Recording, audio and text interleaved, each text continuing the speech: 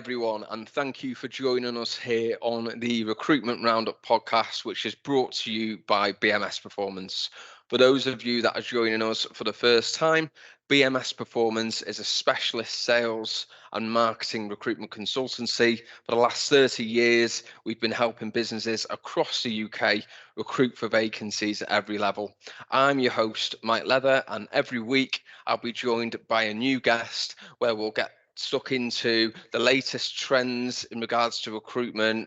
We'll talk about insights, we share ideas, we share experiences, and ultimately we look to provide value to fundamentally help you, whether or not you're a hiring manager, a business leader, or part of an internal talent team, to recruit smarter, faster, and more effectively. Welcome back, everyone, to another episode of the Recruitment Roundup, brought to you by BMS Performance. I am your host, Mike Leather. I'm the co-host, Sam with the editor. How's it going, Sam? All good? All good, Mike. How are you? All right. We're recording this on a Monday, so fresh after the weekend, and it was a good one. But looking forward to getting stuck into this conversation. And to headline it, I think one of the reasons why we like doing this podcast is that we get to give opinion and insights from the other side of the fence. Hopefully, if you're listening to this and you're a sales leader or internal recruitment leader, and then you might pick up some points from it that might be right. Okay, I didn't think of it in that way, and you get some value from it. At least that's the hope, anyway. But we'll see how the conversation goes. But we wanted to go on, didn't we, Sam, and talk about why the brief, so the vacancy brief, is so important, because I think we've both been in situations where you will have, could be a long-standing client. So work on this vacancy. Here's an email. Here's the information, what we're looking for. We're really, really busy. Can't fit in a call. And it's just not ideal, is it? It's not ideal. So we wanted to come on. We want to talk around that and give us, our take on, why the brief is important. So let's start with that, Sam. Like the big open question. Why is having a proper, in speech marks, brief on the vacancy that we're going to be working on, why is it so important?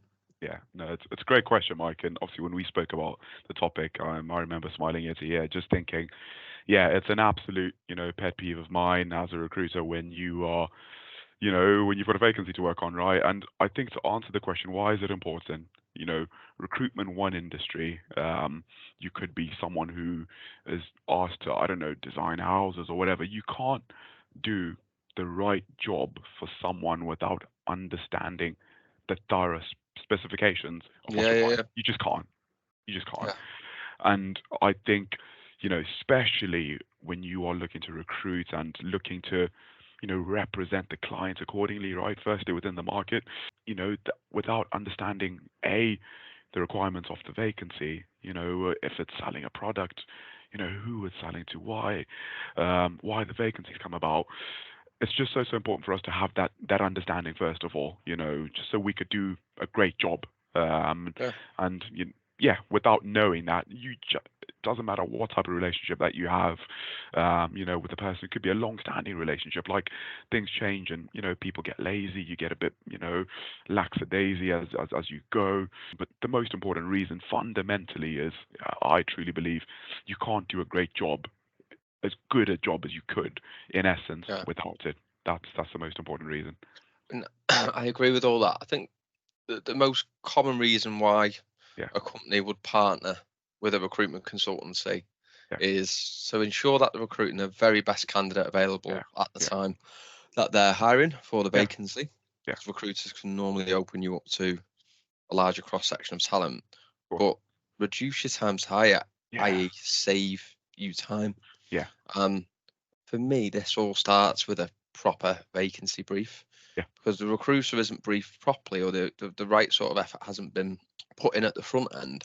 That'll lead to candidates with the wrong experience, candidates that don't match the culture or the characteristics that they want. We're unaware of people taking holidays that are involved in the interview process, and then that extends everything. And I think that in certain situations, recruitment consultancies can get a bit of an unfair rap, and that'll Yeah. be because, well, they weren't very good. They didn't Yeah. understand what they were looking for, and Yeah. the candidates weren't the right fit. Yeah. But then, how much of a How do brief we have know? they Yeah. had Yeah. on the actual Yeah. vacancy? And I Yeah. think it's less common.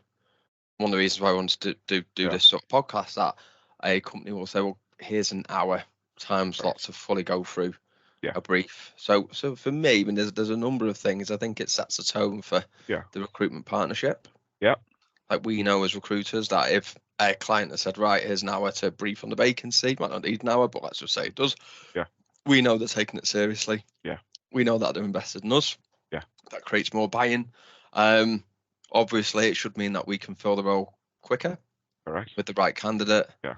And it's that collaboration piece Yeah. right at the start that Yeah. this is important to them. Yeah.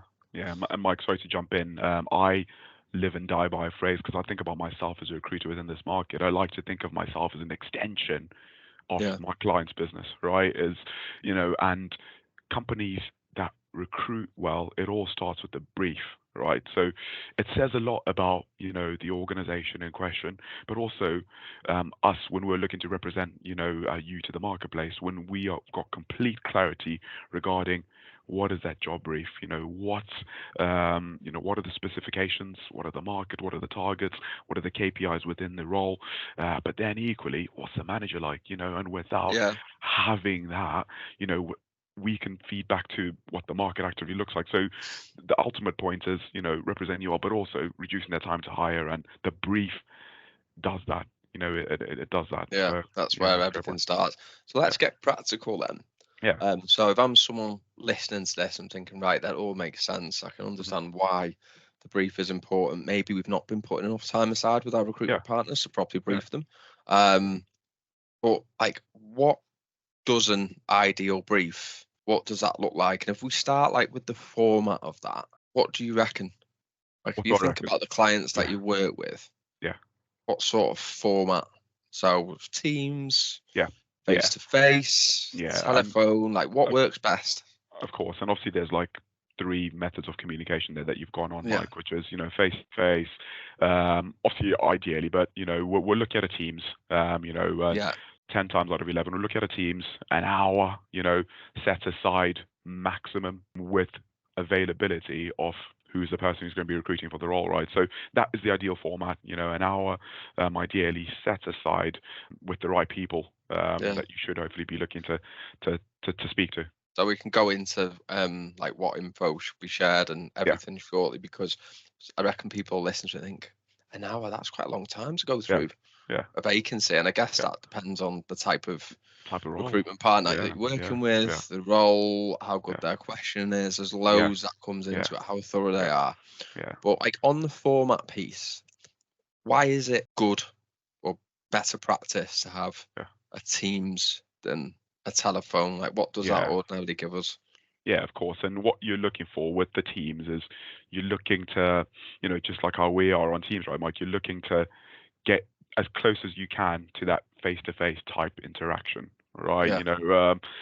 A call is obviously the next best thing, but when you are on Teams, it then gives you the opportunity to assess things that you can't over a call. So you could look at body language, the next best thing, which is closer to human interaction. So, the Teams is a good way for us to have a more open, someone could be driving, all that kind of stuff. We know we get that people are busy. It's not Yeah. ideal, but the Teams is it's the next best thing, and I think it gives you and me as a recruiter the best opportunity to analyze and to look to understand, because within that we could look to show, maybe looking at the area that we're covering. You could share your screen. You could look at different targets, look at different numbers, all these types of things that you can do It that you can can't definitely be necessarily a lot do. more interactive, It's a can't lot it? more interactive. There's questions that tend to come up, that naturally can happen on a call. And if you're not on Teams, the territory one is such a big one. Depending on some of these territories that we're seeing, which are bigger than others, all these kinds of things, it just allows you the opportunity to be able to nip things in the bud there and then. And then, just that interactive piece, like we said, really, really helps. So Teams is essential, I would say. Yeah, I would agree on all that. I think because I used to work a lot of vacancies in Yeah. let's call it commercial sales Yeah. recruitment, and a lot of the briefs that you get in that market segment, are quite open on sales background. Yeah. But they have to have these core skills, Yeah. attributes, etc. Oftentimes it can be quite hard to identify that Yeah. on a CV. And I know firsthand from experience that Yeah. meeting a hiring manager, you get a real good sense of their character Correct. and what they might be like to work with. And Yeah. then off the back of that, you Yeah. can match candidates to a job that you 100%. wouldn't have thought of. Yeah. So by having the format over Teams, yes, all the things that you've said, it's interactive, but it also gives us an opportunity as well to Yeah. say, right, what's this person actually like? Well, Yeah. this sort of character is going to Yeah. fit that person. And Yeah. again, oftentimes, whenever you've got a candidate and they've got two options on the table, they can't really pick and choose, pick between the companies. Well, Yeah. it can be that hiring manager interaction that is the thing Correct. that takes that candidate from being just offer to accepting Yeah. a job over another opportunity. And I think if the recruitment partner can get a sense of that Yeah. from the brief, then you're going to get access to Yeah. a kind of wider pool Yeah.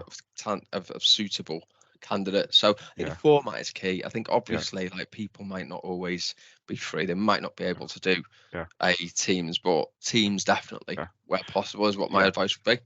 Mike, I've just thought of another point as well. While speaking of Teams, the beauty of it is obviously depending on who you are using as a recruiting partner. Some partners I know for us, to self like BMS, but we invest heavily in a lot of the technology that we do use, right? Yeah. So the beauty of speaking to us as an example, or any recruiting agency on the Teams, you can have access to look at what those tools look like. Yes. We could Yeah. give Good you point. real live data with what that market looks like, and you could then see that potentially for yourself, right? Yeah. So I think Teams gives you the opportunity to do that. You can't do that over a call. So 100%. And you touched on it before about having the right people yeah, involved. yeah, Obviously, it goes without saying you'd want the actual hiring manager yeah, there as well.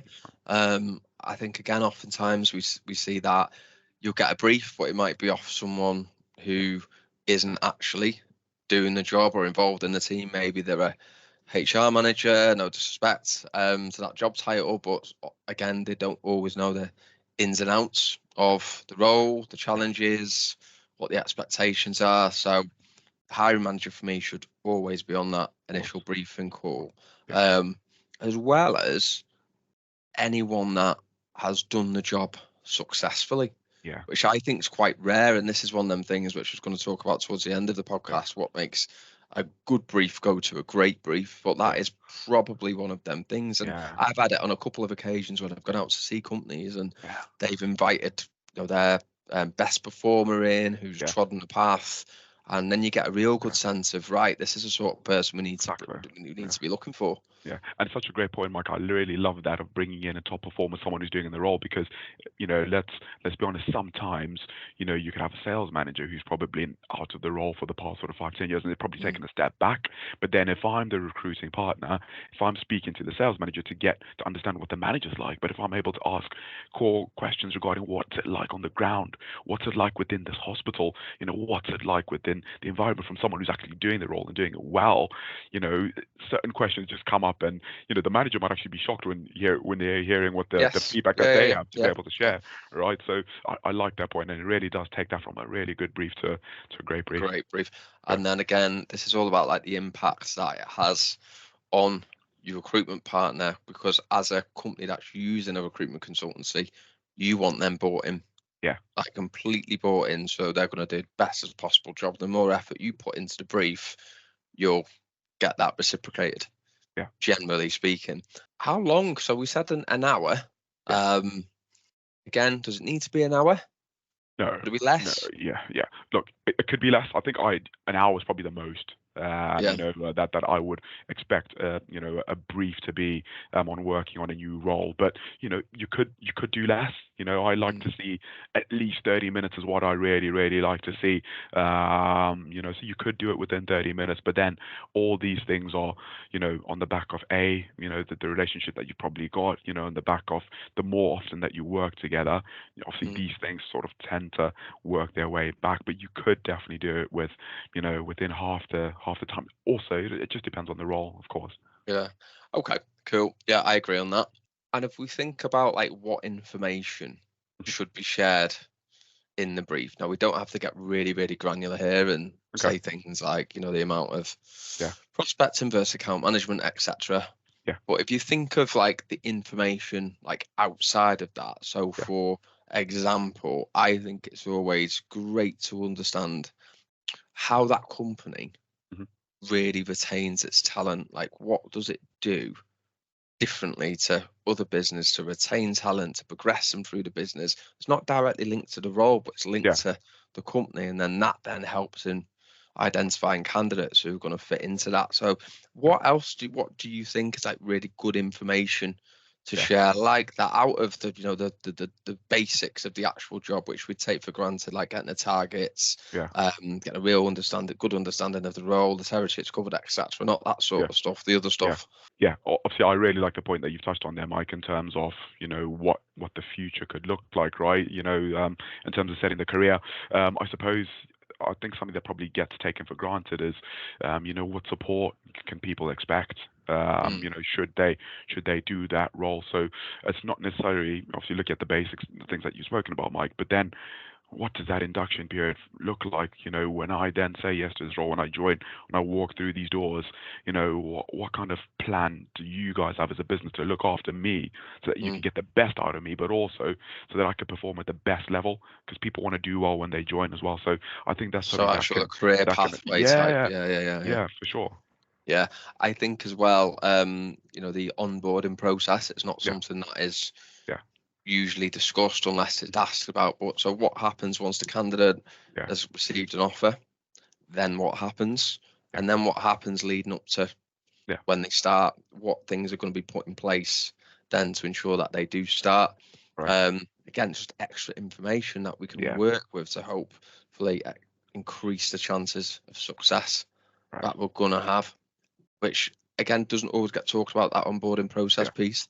I also really like to understand when people haven't been successful at yeah, this job, what are some of the things that you've identified as yeah, to why, and then equally on the other side of it, people that have done really well, what have been them things? What have been yeah, things that the top performers have done? What backgrounds have they come from? yeah.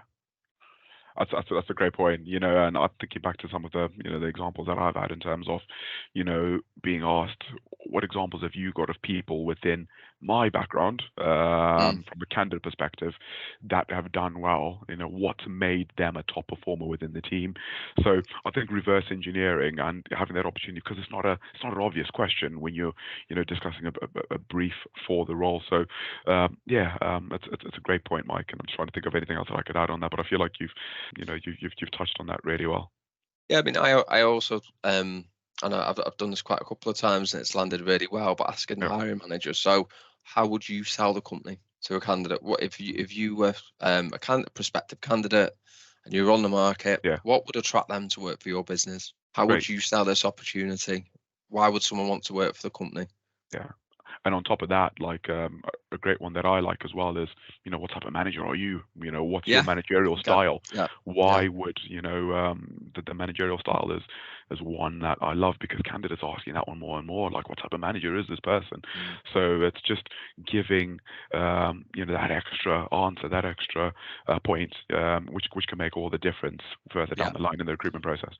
Yeah, and for listeners listening to this, what we're not saying is not disregarding is like the Yeah. core fundamentals, Yeah. which is the job, the Yeah. territory, Yeah. what What type of it's role about. it is, Yeah. the targets, what the Yeah. expectations are, what does the Yeah. sales process look like, Yeah. sales cycle length, all these things we'll go through. Obviously, this is specific to sales recruitment, Of course. salary range, Yeah. OTE, Yeah. flex, all that good stuff. Yeah. We need that information, Of but course. these are just some of the other things that can really make that brief Yeah. Yeah. more comprehensive. 100%, Mike. And if we're comparing, you've got a box standard brief for Yeah. company A, where we found out the things that you've spoken about. What are the products? What are they selling? Who are they selling to?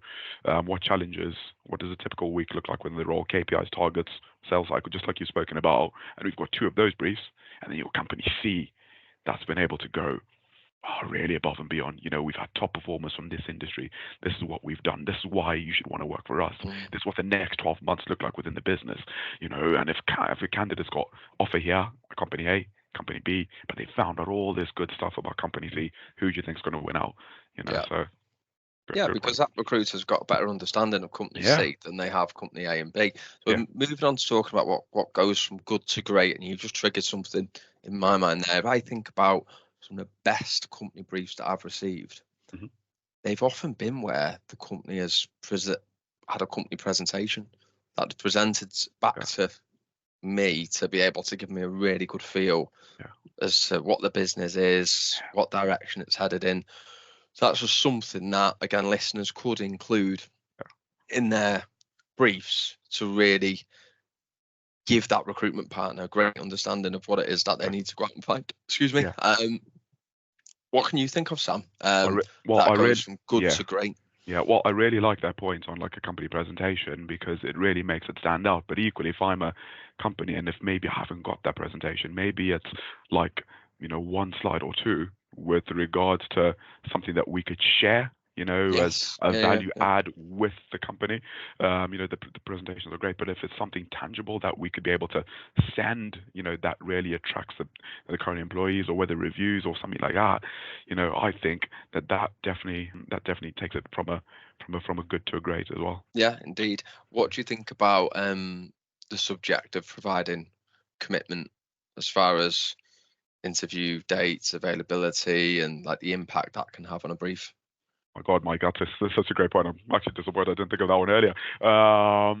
It's fantastic, right? Because if you are, it makes such a massive difference. If I'm a recruiter, if I'm speaking to a candidate and I've got this role, this is when we want to interview.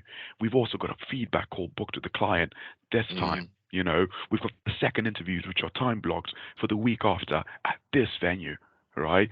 And the plan is to get the offer at this date. This is the timeline that we're working towards.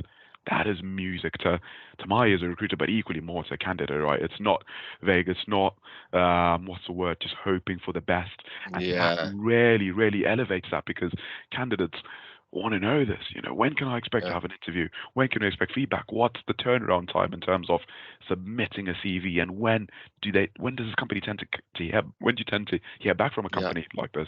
What have you agreed with them as an SLA, right? Yeah. So it's a great point, Mike. I know I got Yeah. sidetracked slightly. I think that's no, it's a great overview, Sam. I think Yeah, that is how you take a brief from either 3 to 4 to a 5-star, brief. If the recruitment partner's coming away from that, knowing exactly when each step of the process is going to take place, so they know how to manage themselves and manage the resource that they put in. But they also then will feel like if you're working on a contingent basis, that they've mitigated a fair amount of risk. yeah, How we can mitigate more risk as recruitment partners, then we can put more resource in and we can fill right. um, the jobs more efficiently. Generally, no. So I think that's super, super important. So if I come into that briefing call, having an idea of right, this is what the process is going to be like. This is the commitment I'm going to provide to my recruitment partners because I trust them. And in an ideal world, the gap between first and second interviews isn't any more than a week, so we don't lose people. That will 100% get recruitment partners really bought in to working on your vacancy. I also think as well, what can take a brief from good to great is when the hiring company are genuinely asking for feedback Yeah, on the actual job, the salary, the talent pool, yeah, demonstrating that they're open to working in collaboration, yeah, taking feedback on, yeah. rather than, well, this is the job, this is what we need, Yeah. go Let's out do and it. find it, Let's which go and always find it. isn't always Yeah, there. Yeah. yeah, And I think this is a really important point, and you touched on it before.